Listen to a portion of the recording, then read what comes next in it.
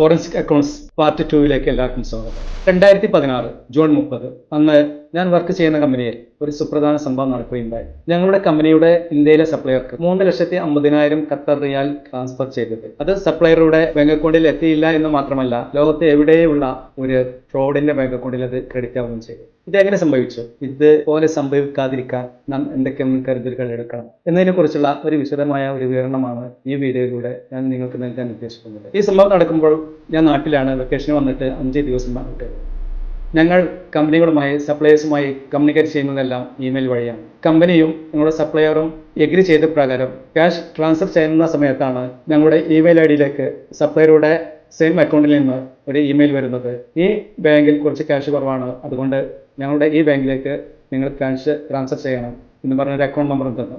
ഞങ്ങളുടെ അക്കൗണ്ടന്റ് അത് പ്രകാരം ആ അക്കൗണ്ട് നമ്പർ വെച്ചുകൊണ്ട് ലെറ്റർ തയ്യാറാക്കുകയും ആ ലെറ്റർ ബാങ്കിൽ കൊടുക്കുകയും ബാങ്ക് അത് ട്രാൻസ്ഫർ ചെയ്യുകയാണ് ചെയ്തത്.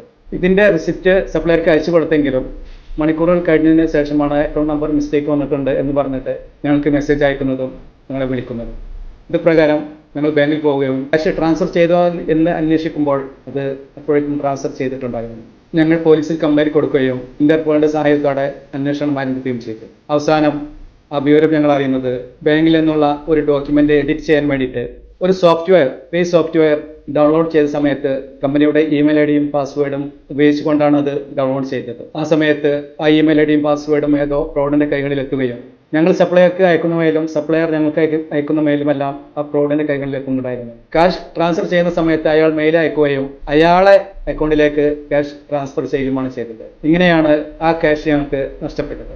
ഇവിടെ നമ്മൾ മനസ്സിലാക്കേണ്ട കാര്യം, നമുക്ക് ആരും സൗജന്യമായിട്ട് ഒന്നും തരുന്നില്ല എന്ന് മനസ്സിലാക്കുക. നമ്മൾ ഫിഷ് ഹണ്ടിന് പോകുമ്പോൾ നമ്മൾ ഫിഷിനെ ഫുഡ് കൊടുത്തിട്ടാണ് ആ ഫിഷിനെ നമ്മൾ പിടിക്കുന്നത്. ഇതേപോലെ ഫ്രോഡുകളും നമുക്ക് സൗജന്യമായിട്ട് വല്ലതും തരും, എന്നിട്ട് നമ്മുടെ ഇമെയിലും പാസ്വേഡും എല്ലാം അവരുടെ കൈകളിലാക്കും. അതുകൊണ്ട് തന്നെ ഒരു കാരണവശാലും കമ്പനിയുടെ ഇമെയിൽ ഐഡിയും പാസ്വേഡും ഒഫീഷ്യൽ കാര്യത്തിനല്ലാതെ മറ്റൊരു കാര്യത്തിന് വേണ്ടിയിട്ട് ഉപയോഗിക്കാൻ പാടില്ല. പലപ്പോഴും നമ്മൾ പഠിക്കുന്നത് അനുഭവങ്ങൾ കിട്ടുമ്പോഴാണ്, പക്ഷേ ആ അനുഭവത്തിൽ നമുക്ക് ഒരുപാട് ക്യാഷ് നമുക്ക് നഷ്ടപ്പെട്ടെന്ന് വരാം. അതുകൊണ്ട് ശ്രദ്ധിക്കുക. ഇനി മറ്റൊരു കേസ് സ്റ്റഡിയുമായി അടുത്ത വീഡിയോയിൽ കാണാം. Thank you.